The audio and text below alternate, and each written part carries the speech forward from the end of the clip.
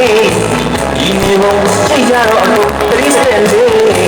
ဒီနေဘုံကြည့်ကြတော့အခုနောက်တော့ကလည်းဝေးတစ်ပင်ချေချာနာမလားတဲ့အာဒီကမကွယ်သူတို့မျိုးရန်ကိုအမြဲစီအောင်ကောင်းဆုံးလို့မဆိုချင်ဒီစရာဟာဒီမှာလေးဒီနေဘုံကြည့်ကြတော့အခုသတိနဲ့လေး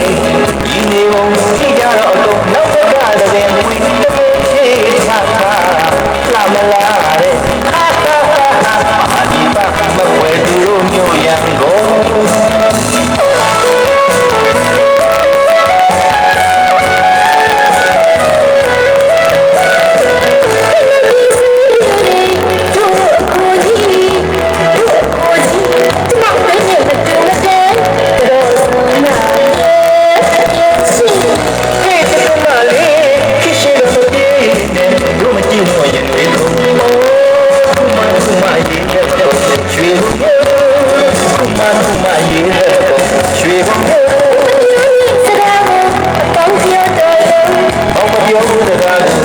To me,